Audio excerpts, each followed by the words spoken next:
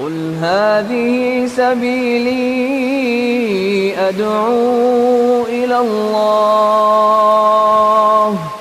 على بصيرة أنا ومن اتبعني وسبحان الله وما أنا من المشركين. Kita akan bincang pula mengenai haid, nifas dan istihadah. Ini mungkin ini yang terlibat dengan orang perempuan ni. Orang lelaki nak belajar ke tak? Nak belajar? Ada satu masjid cerita dulu. Saya tanya dia, ni bab perempuan ni nak belajar tak? Orang lelaki tak payahlah ustaz, kita lompat je, ni bagi orang wanita belajar. Ai kata senang awak. Dia bila isteri dia haid, macam mana dia nak buat? Apa hukum dia kena tahu? Anak perempuan dia haid, macam mana nak buat? Bapak kena tahu. Jangan kata ini kerja wanita bukan kerja aku lah. Semua tu di bawah tanggungan suami, tanggungan bapa, kena tahu. Satu lagi yang lebih pada tu yang menyebabkan mereka cepat nak belajar ni, bila dia kelahi dengan perempuan, dengan isteri dia, nak tidur dekat, tak boleh solat lah. Pasal kena tidur jauh-jauh kan. Jadi kalau tak belajar bab haid, macam mana kita nak tahu? Haid ni paling lama dia punya maksima dia berapa hari? 15 hari. Jadi dia kira tak dalam kalender je lah, 15 hari. Lepas 15 hari duduk dekat haid lagi, tak ada lah. Awak nak tipu aku mengaji juga. Awak kena cerita ni, angkat tangan semua nak belajar belakang. Kata baru tahu laki-laki ni. Dia cerita cerita dia je. Baik. Hadis yang ke-37, an Aisyah radhiyallahu anha qalat, qala Rasulullah sallallahu alaihi wasallam, inna hadza amrun katabahu Allah ala banati Adam. Daripada Aisyah, cerita dia panjang. Saya boleh cerita sikit-sikit lah daripada tak cerita langsung. Waktu Nabi nak pergi haji, sampai dekat dengan Sarif, dekat dengan Mekah, tiba-tiba Nabi tengok Aisyah menangis. Nabi tanya dia, la'allaki nafisti, boleh jadi awak ni dah mari haid ni. Nabi tahu dia punya tarikh isteri dia, boleh jadi mari haid. Aisyah kata na'am. Dia menangis. Nabi kata, inna hadza amrun katabahu Allah ala banati Adam. Ya Aisyah, sebenarnya haid ini ialah satu perkara yang telah ditetapkan oleh Allah Ta'ala ke atas kaum perempuan, keturunan anak Adam, manusia ni akan mari haid. Terus dia menangis lah. Mugi Mekah selesaikan, tunggu haid dia selesai baru boleh tawaf. Yang lain-lain semua boleh buat, boleh pergi apa di Arafah, boleh pergi Muzdalifah, boleh pergi Mina. Yang tak bolehnya tawaf sahaja. Jangan menang, la tabki. Itu benda tu jelas. Dalam hadis yang lain diterangkan, hadis tadi dalam Bukhari. Dalam hadis lain diterangkan lagi, an Aisyah radhiyallahu anha qalat, qala sallallahu alaihi wasallam, idza aqbalatil haidatu fada'is salah wa idza adbarat faghtasili wa salli. Rawahul Bukhari. Artinya Rasulullah sallallahu alaihi wasallam menerangkan kepada seorang perempuan, sabda Nabi kata apa? Apabila kedatangan haid, hendaklah engkau tinggalkan salat. Wajib kena berhenti salat. Tak boleh salat. Kalau salat haram, bukan sekadar tak sah, haram lagi. Dan apabila haid itu tamat tempohnya, hendaklah engkau mandi wajib dan sembahyanglah seperti sedia kala. Jadi lepas mandi ni solat macam biasa. Hadis ni dalam Bukhari. Bila sebut tentang haid, apa dia definisi haid? Apa dia takrif? Haid ialah darah yang keluar dari perempuan yang berumur 9 tahun ke atas. Ini dari sudut istiqra'. Istiqra' orang Arab ni memang boleh keluar haid, orang perempuan dia umur 9 tahun. Anak orang Melayu ni ada ke 9 tahun keluar haid? Ada? Jarang lah, tapi ada. Ingatnya benda ni boleh berlaku. Itu boleh berlaku. Kerana Imam Syafi'i rahimahullah ta'ala, dia kata, aku tengok seorang nenek umur dia 21 tahun. Kita 21 tahun kewe apa tak ada lagi. Tak? Dia sibuk nak mengaji, tak tahu mana lagi. 21 tahun aku tengok dia jadi nenek. Bila umur 9 tahun mari haid, dia kahwinkan. Umur 10 dapat baby. Umur 9 tahun pula anak dia mari haid, kahwin pula. Umur 10 tahun dah betul lah, umur 21 nenek lah makcik tu. Imam Syafi'i cerita, aku tengok nenek umur 21 tahun. Zaman sekarang ni tak boleh buat. Oh, kahwin budak bawah umur pula masuk mahkamah kita susah pula gitu. Jangan cerita. Tapi benda tu boleh berlaku dan orang Arab masih lagi berlaku, tidak jadi masalah. Adapun cerita umur Siti Aisyah berapa tahun kahwin dengan Nabi itu cerita panjang lah. Kalau berapa tahun pun biarlah, kita bincang dalam bab sirah. Jadi definisi haid, darah yang keluar dari seorang perempuan yang berumur 9 tahun ke atas. Bawah pada itu tak kira. Dalam keadaan sehat pada waktu-waktu yang tertentu. Dia bukan mari keluar sentiasa, ada waktu yang khas. Itu tarif. Sekurang-kurang masa haid ialah sehari satu malam. Bagi kita ni fiqh Syafi'i ni, nak tengok haid yang keluar tu biar cukup satu hari satu malam. Daripada pagi ni sampai besok ada darah, itu haid lah tu. Kalau kurang, bukan. Dia panggil istihadah. Dan darah itu datang seperti biasa terus menerus. Jadi bulan depan mari lagi, bulan berikutnya mari lagi, sampai tamat tempoh dia, monopos kata orang. Macam mana nak tahu? Sekira-kira diletakkan secebis kapas atau lainnya, nasaya kapas itu akan berlumuran dengan darah. Letak kapas di tempat dia, mahid, akan ada kesan darah di situ, maka itu haid. Tempoh masa haid yang biasa ialah 6 atau 7 hari. Ini perempuan yang biasa 6-7 hari. Itu yang normal, yang biasa. Dan yang paling lama sekali ialah 15 hari. Tengok. Dalam fiqh kita, fiqh Syafi'i yang kita belajar ni, sekurang-kurang 1 hari 1 malam. Paling banyak 15 hari 15 malam. Tak lebih daripada itu. Lebih lagi tidak dikira haid. Masa yang biasa seminggu, 6 hari 7 hari. Kalau darah itu keluar kurang daripada sehari semalam atau melebihi daripada 15 hari, maka darah itu bukan lagi darah haid, ia dinamakan darah istihadah. Apa makna istihadah? Makna darah penyakit. Darah bukan darah haid tapi istihadah, macam haid. Darah keluar di tempat yang sama tapi bukan hukumnya hukum haid. Sukarlah kita nak buat sebenarnya. Kalau kita istiqra', saya mau balik. Mungkin puan-puan ni saya syorkanlah supaya beli buku tentang haid ini, kena baca. Dan saya sampai hari ni pun masih lagi belajar bab ini. Kalau ada kawan-kawan kita yang mendakwa mereka ni, dia panggil ulama haraki, dia dakwa kepada kita ni, dia kata ulama haid dengan nifas. Saya kata, saya cabar awak, betul ke awak faham haid dengan nifas? Seorang ulama Al-Imrani, tokoh ulama Syafi'i, dia tulis sebuah kitab tebal ni. Tajuk dia Ahkamul Mutahayyirah, hukum perempuan yang kebingungan dalam masalah haid. Sebesar ni kitab. Keluar hari ni besok tak ada, 2-3 hari keluar pula, lusa tak ada.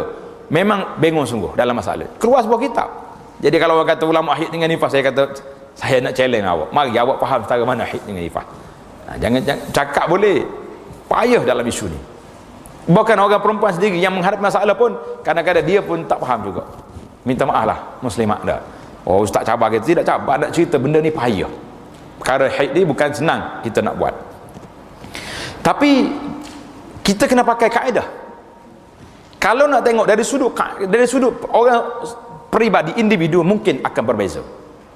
Mungkin ada yang lebih daripada 15 hari, lebih daripada itu. Cuma dalam fiqh ini diambil satu kaedah umum, fiqh Syafi'i menerima istiqra' 15 hari 15 malam itu haid. Kalau tidak, sangat sukar untuk kita menyelesaikan masalah. Sesat untuk menyelesaikan masalah, kerana orang akan celaru haid. Bila mari 16, ada 17 mari pula, macam mana nak buat? Maka kita kata 15 stop setakat tu.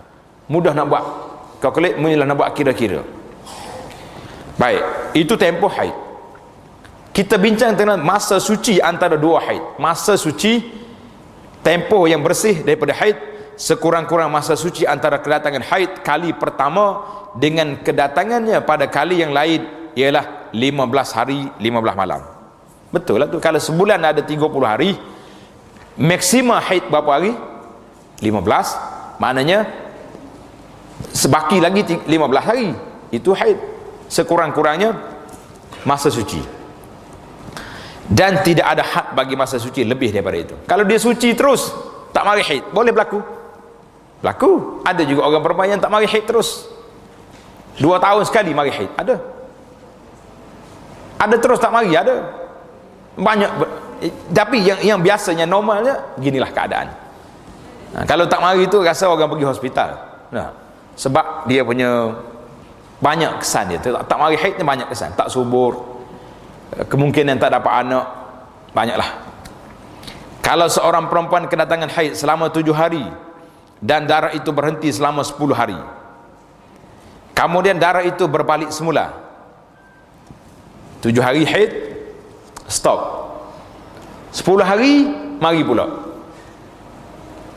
Sekarang ni macam mana kita nak kira? Nak kira macam mana? 7 campur 10 berapa hari? 17. Kita dah ikrar, dah qarar, buat ketetapan bahawa haid tak lebih daripada 15 hari, kan? Bila masuk hari yang 16, 17, itu sudah dikira darah istihadah. Dia kata darah yang sama, sukar. Kita nak buat kira-kira kalau macam ni, macam mana nak bergerak? Maka tutup pintu, kita kata ini darah istihadah dan bukan lagi darah haid. Awak teruskan solat. Dan kerana tidak berlalu di antara 2 haid sekurang-kurang masa suci, iaitulah 15 hari 15 malam. Tapi kalau dia berhenti 2-3 hari, batu mari lagi dalam tempoh itu, tempoh haid, maka itu dikira boleh sambung balik haid. Tapi yang berhenti tadi macam mana? Yang berhenti tadi berhenti, solat dulu situ, puasa dulu. Tapi kalau dia datang balik, stop. Cuma timbul isu masalah an-naqa bainal fatrataini, waktu bersih dalam tempoh haid. Macam mana nak buat? Adakah dia dikira bersih, suci? Maka di sini pandangan ulama kita, ahli-ahli muzakarah haji, mengambil kira pandangan mazhab lain yang menerima istiqra', menerima an-naqa tu, berhenti haid dalam tempoh 24 jam, maka dikira dibenarkan orang ni boleh melakukan tawaf. 24 jam dia berhenti, daripada pukul 8 pagi hari ni, pukul 8 pagi esok, tak ada, kering, maka dia mandi, dia boleh pergi tawaf. Sudah tawaf malam, nanti mari pula haid, tak apa, tawaf itu dikira sah, kerana waktu dia buat tadi, dia sudah duduk dalam tempoh an-naqa bainal fatrataini, bersih di antara tempoh-tempoh haid. Agak sukarlah sikit ni, tapi itulah realiti yang terpaksa kita kena guna pandangan mazhab lain yang menerima, kerana ini terpaksa darurat dalam keadaan orang yang nak pergi haji. Tapi kalau kita orang perempuan ni, kalau haid, kamu dia tahu dia akan berhenti 2 hari mari pula, jangan, tunggu lah. Tapi kalau terus tak mari, kena qada lah dia apa yang dia berhenti tadi. Itu masalah dia. Itu masalah tempoh haid. Ringkas dalam kitab kita ni. Kalau nak baca panjang, kita kena baca dalam kitab fiqh tentang ahkamun nisa. Kena carilah buku-buku yang menyebut tentang perkara ini. Saya pun rasa memadailah setakat dulu. Kemudian kita berpindah kepada an-nifas. Apa makna nifas? Masalah beranak, bersalin. Hadis yang ke-39 ini, an Ummi Salamah radhiyallahu anha qalat, kanatin nufasa'u taq'udu ala ahdi Rasulillah sallallahu alaihi wasallam ba'da nifasiha 40 yauman.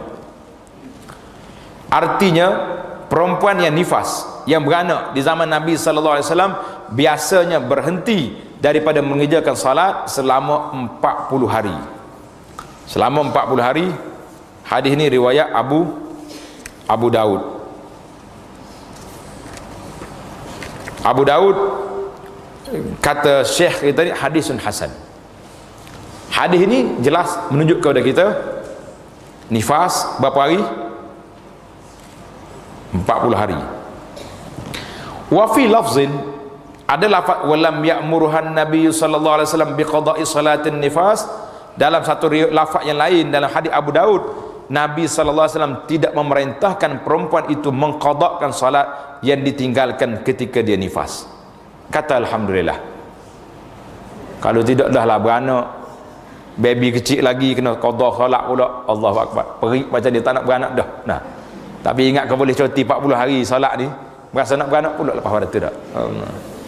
Memang pun dia 40 hari je sini. Solat berhenti 40 hari, yang lain-lain pun boleh 40 hari juga break. Tak apa, alhamdulillah. Mungkin kalau sakit beranak pun 40 hari juga lepas tu. Lepas pada tu terlupa balik. Allah Taala, ana bila bincang tajuk ni minta maaf lah muslimat dengan izin. Berapa hari berasa tak nak beranak? Berapa hari berasa tak nak beranak? Waktu beranak tu ya tak? Tengok baby keluar tu, hilang habis dah. Allah Ta'ala pasang dalam jiwa muslimah wanita ini, ibu-ibu ni mudah lupa tajuk tu. Oh, kalau tidak ingat kau sakit beranak, ingat berasa tak dah. Kita orang Melayu ni tak teruk sangat. Saya 4 orang anak bersalin ke hospital Madinah. Kita tunggu kat bilik luar labor room ni. Hoi, dengar dia punya tempik kat dalam tu, Masya Allah, macam nak kiamat bunyi. Atau ila Allah, aku tak mau dah, taubat dah, tak nak dah. Kata berat dia ni. Tahun depan beranak pula apa pasal dia ni? Pasal jenis mulut celopar lagi ni. Taubat dah, tak nak. Maki suami pun ada. Allah, dahsyat Arab. Maha kaya Tuhan. Isteri saya kata, tengok cuba dengar apa Arab ni buat. Memang bertempik sungguh-sungguh. Maki suami, aku tak nak lagi, mula punya pasal macam-macam. Marah suami lepas aku. Allah Taala bagi, lepas keluar anak habis cerita. Alhamdulillah. Kalau tidak tak ada manusia lagi saya. Seorang-seorang je anak dak. Saya pergi berjalan ke China, betul-betul ramai orang bawa anjing yang berjalan. Tanya orang kenapa dia boleh beranak seorang, padahal tu anjing anak dia. Nasib baiklah kita ni boleh beranak ramai tapi tak nak beranak pula. Itu penyakit pula tu. Jadi menurut para ulama, alhamdulillah, Nabi kita tidak mengarahkan supaya diqadha solat, tapi puasa kena qadha. Sebab puasa ni jarang berlaku. Kecuali terlampau banyak sangat. Setiap Ramadan beranak dia. Macam mana? Duk kira di antara beranak dengan mengandung. Tahun ni tak boleh puasa sebab mengandung. Tahun depan beranak pula. Dah 20 tahun duk main beranak dengan mengandung. Apa nak buat? Ketika itu ada ulama memfatwakan bahawa harus wanita tersebut bayar fidyah. Tak payah qadha puasa. 20 tahun nak qadha banyak. 20 kali 30 berapa? Bila nak qadha puasa? Jadi adalah fatwa yang membenarkan sedemikian. Tapi majoriti kata dia kena qadha juga. Pandai-pandailah hijah balik di akhir hayat dia. Kesian. Alhamdulillah. Ada pandangan. Kalau berlaku kes ni jumpa saya. Kita bincang lain. Tengok fatwa-fatwa ulama. Menurut huraian ulama, nifas ialah darah yang keluar selepas seorang perempuan itu melahirkan anak. Tanda situ. Nifas ni bila terjadi? Bila? Dalam fiqh mazhab Syafi'i, selagi tak keluar anak, duduk dekat bilik bersalin, darah keluar banyak sekalipun, tetap kena solat. Bila saya tengok tajuk ni, ana buat sedikit kajian dalam fiqh mazhab lain, mazhab Hambali contohnya, dan ramai ulama-ulama semasa mengatakan, mengeluarkan pandangan bahawa darah yang keluar 1 hari sebelum bersalin sudah dikira darah nifas, kerana dia telah mengambil hukum nifas. Yang keluar tu dia panggil talq, darah yang memang untuk nak keluar tu akan keluar dengan anaknya sekali. Jadi pandangan yang kedua ini mengatakan bagi orang perempuan yang sudah keluar darah, pecah ketuban kata orang tu, maka ketika itu dia boleh meninggalkan solat dan tak perlu qadha. Dalam mazhab Syafi'i, kalau tak boleh solat pun kena qadha. Saya lebih cenderung pada pandangan yang kedua kerana prihatin kepada ibu-ibu yang bersalin ni. Wallahu alam. Pilih sendirilah. Istafti nafsak. Tengok. Saya nak ikut mazhab Syafi'i, ikut. Qadha baliklah lepas 40 hari nanti. Qadha balik apa yang kita tinggal. Tapi pandangan yang kedua yang mengatakan darah tu sudah dikira darah nifas, ada kewajarannya sebab mengikut dalam kaedah kata hukum yang berdekatan tu kira hukum yang sama. Nak keluar, memang darah pecah pun untuk keluar anak. Jadi kenapa kita tak boleh terima? Itu terpulanglah. Fiqh Syafi'i tetap mengatakan bahawa selagi tak keluar anak, belum nifas. Keluar anak, nifas lah tu. Itu, tapi ihtiyatnya inilah pandangan kita mazhab ni, lebih hati-hati.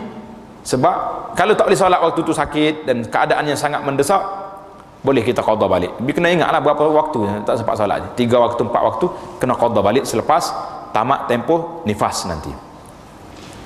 Rasanya ramai orang minat dengan pandangan yang kedua saat ni dah. Lebih ringan sikit. Jadi, itu pun ulama-ulama besar yang fatwa. Kalau tidak saya tak berani mengeluarkan pandangan sedemikian. Cuba tengok dalam YouTube Abu Anas cari tajuk dia hukum darah. Ada 4 hukum saya bawa, isu hukum fiqh perbandingan mazhab. Di antaranya isu wanita ni nak bersalin, darah yang keluar sebelum keluar anak, dan isu yang kita bincang lepas, hukum bersentuh laki-laki dengan perempuan yang bukan mahram, batal atau tak batal wuduk, dengan pandangan-pandangan ulama masing-masing. Nah, sekurang-kurang masa keluarnya darah nifas itu ialah satu lahzah. Apa dia satu lahzah? Seketika je keluar anak, keluar darah, itu nifas, sekelip mata. Dan kebiasaannya ialah selama 40 hari, manakala yang lama sekali ialah 60 hari. Dalam fiqh ulama mengatakan, yang ramai ulama mengatakan darah nifas ini 40 hari. Kalau darah itu keluar melebihi daripada 60 hari, maka dia darah istihadah, penyakit. Kesimpulannya, haid dan nifas mewajibkan mandi, tetapi istihadah tidak wajib. Cuma tempoh sikit, saya nak tanda sini. Tempoh yang mengatakan nifas itu 60 hari, kita ambil di mana? Al-Imam At-Tirmizi rahimahullahu ta'ala mengatakan bahawa ijma' ulama dari kalangan sahabat-sahabat Nabi sallallahu alaihi wasallam, tabi'in dan orang-orang selepas daripada mereka, bahawa orang perempuan nifas meninggalkan solat selama 40 hari, kecuali darah tu dah berhenti sebelum 40 hari. Ingat ni, ini satu perhatian. Ada setengah wanita ni, dia kata dia tak cukup 60 hari lagi sebab dia mazhab Syafi'i, terus tak solat 60 hari. La, bukan hari, darah. Wadih. Yang diambil kiranya darah, bukan hari. Kalau dia 10 hari bersalin, beranak, darah tak mari dah, khalas, mandi, solat. Cuma yang ni maksima. Ada yang mengatakan 40 hari, fiqh Syafi'i mengatakan 60 hari. Jadi kata di Imam Tirmizi kata, sepakat ulama-ulama di kalangan sahabat Nabi dan tabi'in, iaitulah orang perempuan boleh meninggalkan solat kalau ada darah sampai 40 hari. Fa iza ra'ati dam ba'dal arba'in, kalau dia tengok lagi darah selepas 40 hari, fa inna aktsara ahli ilmi qalu la tada'u salat, majoriti ulama mengatakan teruskan solat lepas 40 hari. Inilah kaul pandangan kebanyakan ahli fiqh. Kebanyakan ahli fiqh. Kata di Imam Ibn Rajab, Ibn Rajab kata apa? Wala yasihu fi mazhabi man ja'alu ila syahrain sunnatun illa an ba'di tabi'in. Tidak ada dalil pandangan yang mengatakan lebih daripada 40 hari itu dari mana-mana sahabat, kecuali daripada sebahagian daripada ulama tabi'in. Mana pandangan yang 60 hari ini lemah. Pandangan yang kuatnya setakat 40 hari saja. Wallahu ta'ala, anda tengok ni, di antara ulama-ulama yang menetapkan 40 hari ini di kalangan sahabat, Sayyidina Umar, Ali, Ibnu Abbas, Anas, Utsman bin Abil As, Ummu Salamah. Imam fiqhnya Abu Hanifah, Ahmad, Ishaq. Imam Syafi'i kata, dengan Imam Malik berpandangan 60 hari. Jadi itu pandangan saya sebut di sini untuk menyatakan bahawa tidak ada dalil yang khusus daripada Nabi dan juga para sahabat fatwa mengatakan nifas itu boleh pergi sampai 60 hari. Tapi kalau kita tengok di negara Arab, pengalaman lah saya tengok orang-orang yang bersalin dekat negeri Arab tak lepas, tak lebih pada 40 hari, 30 hari, 35 hari dah berhenti Melaka dah. Wallah, boleh jadi kat sini sejuk dia boleh pergi 60 hari tu. Allah. Tapi 60 hari ni fiqh mazhab Syafi'i. Al-ibratu, yang kita nak ambil kira di sini, nak putuskan, iaitulah yang diambil kiranya darah, bukan tempoh. Mana kalau darah berhenti 20 hari, berhenti. Sebab saya dapat soalan, dia kata saya tak solat sampai 60 hari. Kata darah berhenti banyak lah, lama dah berhenti darahnya, tapi dalam fiqh kata 60 hari, 60, kita ambil yang maksima. Dia duk ingat kita solat ni macam kerja cuti pejabat juga dah. Pejabat boleh berapa hari? 90 hari. Dah laksanakan 90 hari. Alhamdulillah. InsyaAllah rakyat Malaysia lagi kuat beranak. Cuti panjang. Dah. Cuti lama, kenapa tak nak beranak pula? Untung dekat rumah. Ada seorang cikgu tu dia beranak bulan berapa? Cuti sekolah bulan berapa?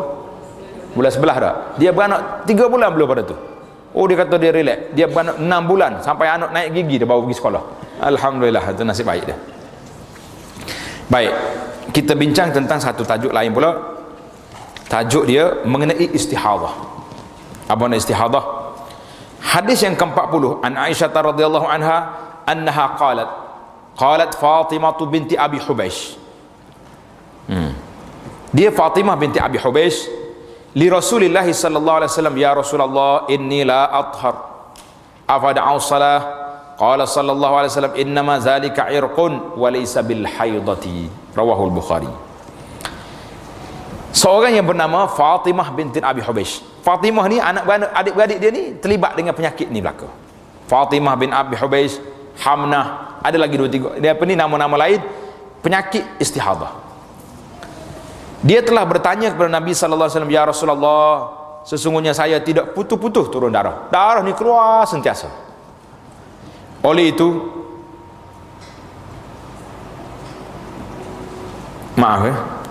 oleh itu bolehkah saya meninggalkan salat? Mendengar pertanyaan itu, Rasulullah sallallahu alaihi wasallam bersabda, sebenarnya darah yang demikian hanyalah darah penyakit, berpunca daripada salah satu orak darah yang berpenyakit dan bukan dari darah haid. Mari daripada orak. Haid ni mari daripada rahim. Itu berbeza. Hadis ini dalam Bukhari. Jadi kesimpulan kita di atas tadi tak habis. Jelasnya, apabila seorang perempuan kedatangan haid dan kemudian ia suci daripada haidnya itu, wajiblah ia mandi hadap besar. Dan apabila ia nifas, keluar darah selepas beranak, lalu terhenti darahnya itu. Ingat, lalu terhenti darah, tak kira berapa hari, wajiblah ia mandi hadap besar. Demikian juga apabila ia bersalin beranak, sekalipun tidak basah, wajiblah ia mandi hadap besar. Mana anggaran andaian ni, orang ni boleh bersalin tanpa basah, keringnya anak keluar gitu je. Kalau boleh ke tak boleh? Itu kalau orang baca kitab ni zaman dulu, mana boleh bersalin kering. Hari ni ramai tak ramai orang bersalin kering? Ramai ke tak ramai? Baru relevan dengan kitab. Kalau baca zaman dulu macam mana orang boleh bersalin kering. Sekarang ni ramai orang anak dia dikeluarkan melalui tingkap, tak keluar ikut pintu. Jangan marahlah ibu-ibu yang dah buka tingkap ni, kan? Ramai yang ikut tingkap. Kadang-kadang doktor sendiri pun bersemangat betul dia. Kita buka tingkap. Aduh. Saya kena anak saya yang pertama di Madinah, terpaksa sebab ada kes. Budak ni beranak jadi di Madinah. Kebetulan cuti sekolah, cuti universiti. Saya nak balik kira bersalin di Malaysia lah, senang orang tua ada nak bertuku nak apa.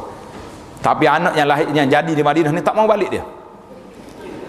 Tiba-tiba ya pada masalah, bawa ke hospital, doktor mengesahkan bahawa 50-50 anak awak ni hidup dengan mati sama banyak. Dia kata apa masalah, saya bawa balik Malaysia boleh? Dia 50-50, dia kata tak boleh, takut bahaya pada mak. Maka terpaksa dibuka tingkap. Baik, ini cerita pengalaman. Doktor Arab bila nak bersalin yang kedua, yang ketiga, yang keempat, tak ada masalah. Dia kata salin, dia ada pintu, kenapa nak buka tingkap? Tapi balik Malaysia, doktor Malaysia tengok terkejut. Macam mana yang pertama boleh ni, kemudian yang kedua boleh ikut jalan biasa? Semua nak buka tingkap. Saya kata tak mahu. Selagi dia ada pintu, kenapa kita nak pergi pintu lain? Ini pintu emergency. Pintu yang biasa ada. Memang macam tu. Jadi alhamdulillah, yang kelima boleh. Yang keenam, ijma' doktor mengatakan tingkap. Saya kata lah, pintu ada. Rabbana yusahil. Allah Ta'ala mudahkan urusan. Saya jumpa dengan seorang doktor dan dia juga pakar dalam bidang. Doktor bidang, mana dia pandai juga lah baca-baca sikit ni. Ruqyah ni, alhamdulillah, dia kata Allah Ta'ala bagi pintu, kenapa kita nak buka tingkap? Subhanallah, boleh keluar jalan biasa.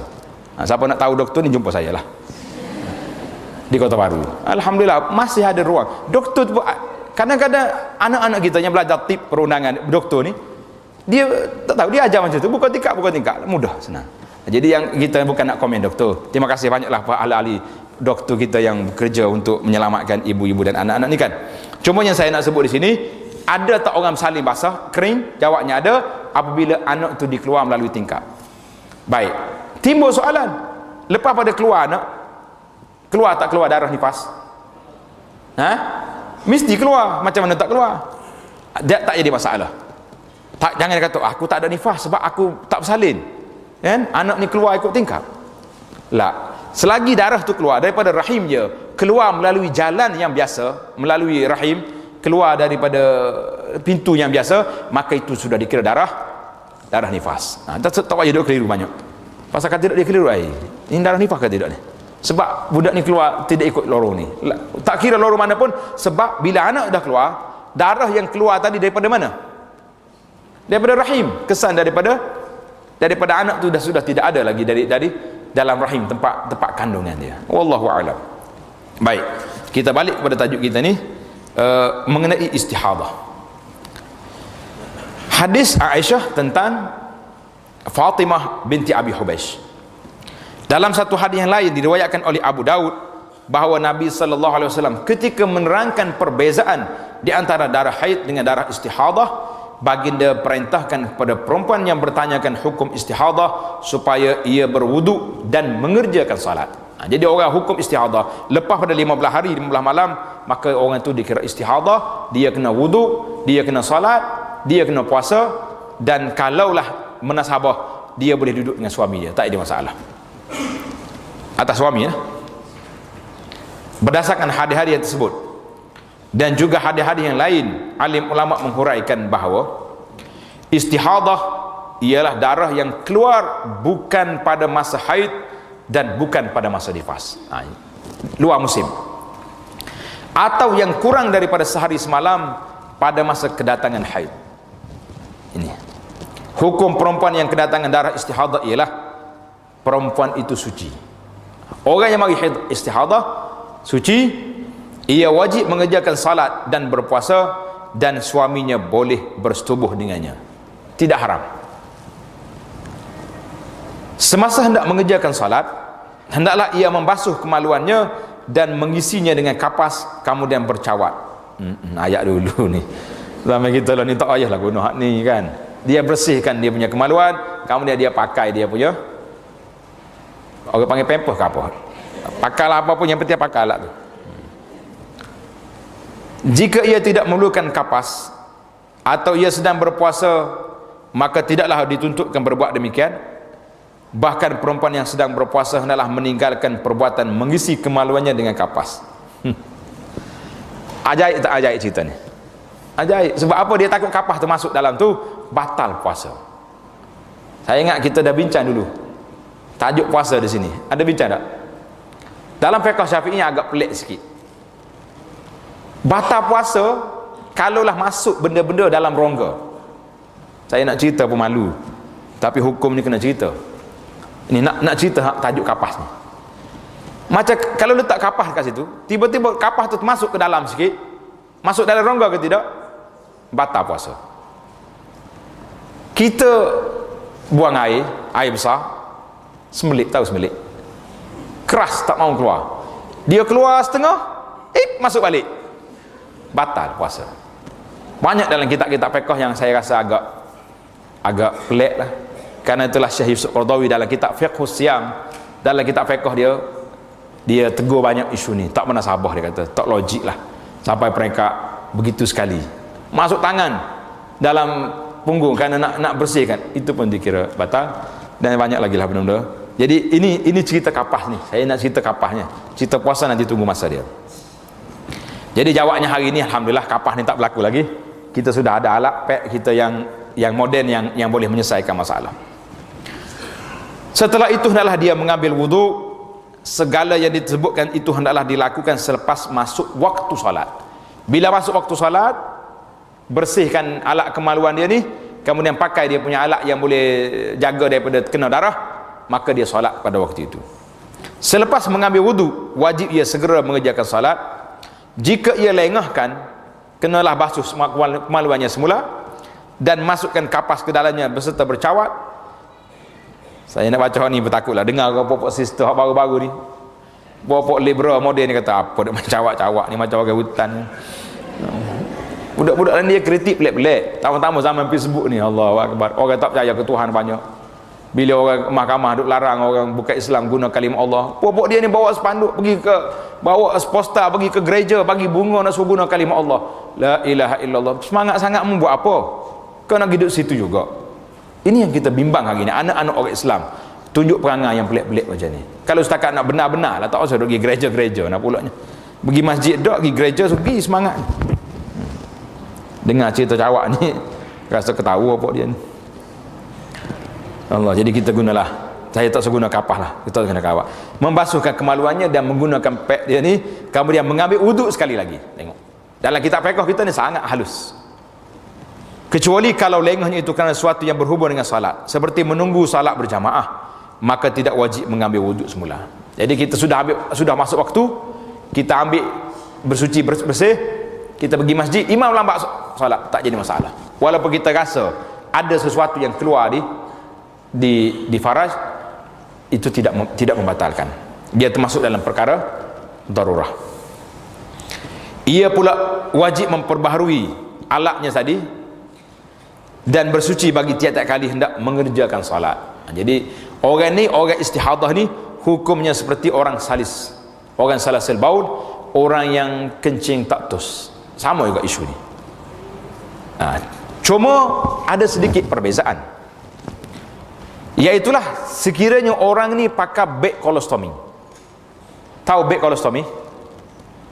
Yang orang kencing tak berhenti tu kan, dia pakai beg kat hospital. Adakah dia kena buang, kena basuh setiap waktu? Jadi alhamdulillah pihak Majlis Fatwa Malaysia telah keluar satu fatwa. Cuba tengok dalam e-fatwa, cari tajuk kolostomi. Dia telah mengeluarkan fatwa bahawa orang ini termasuk di kalangan orang yang darurah, orang yang duduk di bawah kecemasan darurat. Maka bila masuk waktu salat, dia tak perlu lagi nak pergi basuh setiap kali. Cuma kalau ada tempat sambung tu, boleh buang beg yang air kencing tu, buang dulu tu salat. Kalau tak boleh buang, susah, maka bawa lah beg dia tu. Tapi janganlah pula macam setengah orang ni bawa beg nampak sangat kat tangan tu. Ambil plastik macam ni, masuk beg-beg yang cantik-cantik yang supermarket bagi tu kan, letak dalam tu, nampaklah standard sikit dah. Ingat mari kedah. Ni dia bawa ni, orang pergi dekat pun takut. Allah, pandai-pandailah kita ni. Macam mana kita dah jadi orang macam ni, diuji oleh Allah Subhanahu Wa Taala. Jadi kita rekalah sikit kalau boleh. Alhamdulillah, kolostomi ni satu kes yang kita minta Allah Taala selamatkan kita semua, sahabat-sahabat kita daripada penyakit ini. Agak sukarlah berjalan terpaksa kena bawa beg air kencingnya dan sebagainya, ujian Allah Taala. Jadi kalau orang terlibat dengan kolostomi tadi, maka orang ni tak perlu basuh setiap waktu. Bila wuduknya batal, bila dia batal dengan benda lain, dia terkentut, itu batal. Dengan kes air tadi sesama masalah. Dia kira orang ni tidak batal lagi. Alhamdulillah, keterangan panjang lebar dalam tajuk ni, tuan-tuan dan puan-puan boleh tengok dalam kuliah saya.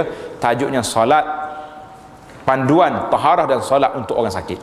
Ada dalam YouTube, boleh cari dalam Abu Anas Madani ataupun Dar Taibah, dua channel. Alhamdulillah, saya sudah huraikan panjang perbincangan untuk membantu saudara-saudara kita yang terlibat dengan masalah ini. Alhamdulillah.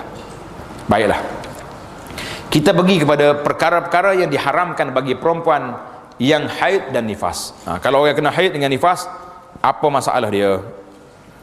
Apa masalah yang dia kena buat? Jawab dianya, 6 perkara yang diharamkan ke atas orang yang berjamaah, juga diharamkan saat orang perempuan yang kedatangan haid dan nifas. Maknanya saudara, orang-orang ni apa kena? Apa dia orang berjamaah di sini? Ada yang naskah Rumi ditulis apa? 6 perkara diharamkan atas orang yang ada Rumi, yang berjamaah. Apa berjamaah? Saya rasa orang yang berjunub. Jamaah apa benda?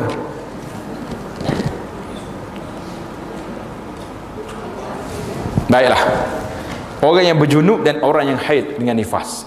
Pasal hukum ni hukum sama je. Junub, haid dengan nifas. Tulis di bawah jamaah la'alla sawab. Ini bahasa orang ngaji kitab zaman dulu. Dia tak kata salah kita ni, dia kata la'alla sawab berjunub. Mungkin betul dia, mungkin betul kita. Aduh, bahasa itulah bahasa orang tua-tua la'alla sawab. Boleh jadi yang benarnya junub. Tapi kalau bahasa budak sekarang ni tak ada. Ini tak teliti, ini tak selalulah. Itu bahasa tidak beradab namanya. Baik. Yang pertama, mengerjakan solat. Betul tu. Orang haid, nifas, orang junub semua boleh tak boleh solat, kan? Yang kedua, tawaf. Tawaf di mana? Di Kaabah. Yang ketiga, menyentuh kitab suci Al-Quran. Sentuh Quran tak boleh. Yang keempat, mengangkat Quran. Sentuh, angkat, tak boleh berlaku. Yang ketiga, berhenti duduk dalam masjid, tak boleh. Yang keenam, membaca Al-Quran. Baik, itu kita hitungan dulu 6 perkara, iaitulah mengerjakan salat, tawaf, sentuh sitak kucuy Al-Quran, mengangkatnya, duduk dalam masjid, baca Quran. Berapa tu? 6. Selain itu haram juga berpuasa. Tulis 7. Sebab yang 6 sini, yang 6 ni, itu di antara junub dengan haid dengan nifas sekali. Tapi ada tambahan di sini untuk junub, untuk haid dengan nifas, iaitulah berpuasa. Orang yang junub boleh berpuasa ke tak? Kau tak ingat dah? Boleh. Ramai kan? Nampak macam mana dia kata takkan nak mandi lagi, kalau mandi terlepas pula sahur. Sahur dulu, tak ada apa-apa. Lepas sahur baru mandi. Kan? Itu berlaku realiti lah. Jadi yang ketujuh ni khas untuk haid dengan nifas. Ia haram juga lalu di masjid jika ditakuti darahnya akan menitis mengotorkan masjid. Ia juga wajib menolak permintaan suaminya untuk bersetubuh dengannya. Jadi 6 yang atas tadi sama, junub, haid dengan nifas. Yang bawah ni 3 lagi ni untuk khas untuk haid saja. Tulis. Yang 3 ni tak boleh puasa, tak boleh lalu dari masjid sekiranya takut mengotori masjid, dan tak boleh bersetubuh dengan suami. Ini jelas ada berapa? 9 perkara. Larangan yang tersebut ada dijelaskan pada ayat 222 surah Al-Baqarah yang tadi, yang telah disebutkan dan diterangkan maksudnya pada awal bahagian yang keempat ini. Tambah satu lagi. Haram juga ia berdusta. Isteri nak marah ke suami, dia berdusta, dia mengatakan dia mari haid dengan tujuan supaya suaminya tidak mendekatinya. Biasalah tak? Orang nak ajak pergi pasar malam, suami ajak pergi tempat dengar ceramah. Balik-balik malam tu, saya tak lagi ceramah, saya haid. Tengok. Tipu tak tipu? Tipu lah tu. Sebab dia tak ada haid pun, saja tak nak pergi masjid. Lepas tu nak marah suami, tak bagi duduk dekat kat dia. Tipu. Haram juga ia tidak memberitahu kepada suami tentang kedatangan haid apabila berada dalam keadaan haid. Ini kes berlaku, realiti. InsyaAllah jemaah kita ni tak berlaku lah. Biar orang lain. Saya banyak terima soalan. Orang ni memang, dia kata dia ni offshore, balik sekali-sekala. Balik-balik, biasanya hari pertama ni bini tak bagi tahu dia haid ke tidak. Pakai lepas gitu ya. Lepas pada tu baru, bila tengok pelik tu baru, kenapa? Kesianlah awak balik jauh. Lah, haram perbuatan tersebut. Kerana dia merelakan, dia melakukan perbuatan haram ketika itu. Satu. Yang kedua, penyakit akan kena kepada suami itu. Sebab Allah Ta'ala sebut dalam Quran, fa'tazilun nisa'a fil qul huwa adza, itu penyakit. Darah itu darah penyakit. Jangan main-main. Banyak kes-kes yang berlaku macam ni tidak diberitahu. Tentang ini ada hadis yang diriwayatkan. Tulis hadis yang diriwayatkan daripada Nabi sallallahu alaihi wasallam, la'ana Rasulullah al-musawwifah wal mu'illah au al-mufassilah. Ada riwayat hadis macam tu. Artinya Allah mengutuk, Rasulullah mengutuk perempuan yang tidak memberitahu suaminya tentang kedatangan haid. dan perempuan yang berdusta kepada suaminya bahawa kedatangan haidnya padahal dia tidak berada dalam keadaan tersebut. Hadis ini panjang takhrij dia. Al-Uqaili kata ghairu mahfuz, Al-Busiri kata isnadnya dhaif, sanad dia lemah. Tapi menipu itu memang haram. Lemah kata lemah, haram belaka. Timbul soalan muslimah kita ni tanya tentang hukum. Boleh tak boleh orang perempuan dalam keadaan haid baca Quran? Tengok dalam kitab kita ni sebut tak boleh baca Quran. Kalau orang junub, na'am, tak ada siapa khilaf. Sebab orang junub ni dia boleh tamatkan junub dia bila-bila masa. Betul tak? Dia nak baca Quran pergi mandi, selesai masalah. Tapi orang haid boleh mandi? Tak boleh mandi selagi tak tamat tempoh dia. Maka macam mana keadaan dia? Dia hafizah, hafal Quran, ataupun dia ustazah, guru nak mengajar Quran. Kalau dia tak mengajar, bermakna 2 minggu budak sekolah ni tak mengaji Quran, sebab ustazah tak boleh ajar. Timbul persoalan di sini. Maka perbahasan ulama mengatakan, jumhur fuqaha, majoriti ulama mengatakan haram perempuan dalam keadaan haid baca Quran, kecuali sekadar zikir saja. Zikir macam mana? Bacaan pagi petang. Kan bacaan pagi tu ada ayat kursi, ada amanah Rasul, ada macam kita nak tidur, bacaan ayat kursi. Itu walaupun ayat Quran, tapi dia kira termasuk dalam kategori zikir. Itu dibenarkan. Ada pandangan yang kedua dalam tajuk ni, mengatakan harus bagi orang perempuan, satu riwayat daripada Imam Ahmad dan ulama-ulama Hambali kemudian daripadanya mengatakan bahawa boleh baca Quran bagi orang perempuan haid sekiranya diperlukan. Tapi kalau kita haid saja-saja, aku ni haid lah, nak solat tak boleh, mari baca Quran pula, tak. Untuk keperluan, macam guru yang terpaksa kena mengajar, ataupun murid yang terpaksa nak masuk dewan peperiksaan, tak periksa minggu ni tak ada dah, ustaz dia akan pergi dah, mana dia akan gagal dalam periksa. Maka ketika itu pandangan ulama-ulama yang kemudian ini, satu riwayat daripada Imam Ahmad dan lain-lain ulama yang semasa hari ini mengatakan harus baca Quran dalam keadaan tersebut, orang perempuan yang memerlukan, guru murid. Sama juga dalam isu orang perempuan tak boleh masuk masjid, berhenti dalam masjid. Isu ini pun sama juga. Isu perempuan tak boleh masuk masjid ni sama. Kita mengatakan bahawa ramai ulama-ulama besar yang mengatakan tak boleh orang perempuan haid masuk masjid. Sebahagian ulama mengatakan harus sekiranya diperlukan. Contohnya, dia ni ustazah, dia mengajar kuliah mingguan dia di masjid ni. Jadi kalau waktu dia mari haid, dia terpaksa kena bagi tahu AJK masjid, keluarkan meja tak kat tangga. Ustazah duduk kat luar, anak murid duduk kat dalam. Jadi peliklah sikit. Jadi saya pun rasa pandangan yang mengatakan orang perempuan haid yang diperlukan, terdesak, kalau boleh masuk dalam masjid untuk nak buat kuliah, tapi anak-anak murid duduk kat luar lah. Dia boleh dengar tak dengar di luar? Boleh dengar kat luar, dengar kat luar. Jadi awak tak ada masalah. Ustazah je masuk seorang dalam dewan. Itu indah darurah. Tapi yang baiknya, ihtiyatnya, seperti pandangan ulama di sini mengatakan tak boleh orang perempuan haid masuk masjid. Perbahasan dia panjang, kalau kita nak hurai satu-satu panjang. Cuma timbul soalan tadi, isu kalaulah orang perempuan ni haid, tak ada wuduk contohnya, boleh tak boleh dia sentuh tafsir Quran? Jadi tafsir Quran ni boleh kita sentuh, boleh kita bawa dia. Yang tak boleh bawanya Quran, termasuklah Quran yang ada dalam telefon. Kita bicarakan Quran dalam telefon ni, boleh tak boleh kita pegang? Kalau tak boleh pegang, tinggal telefon tu, bagi orang lain tu kutip dah, tu boleh ambil. Itu persoalan yang timbul. Baiklah, tamatkan perbincangan kita di sini.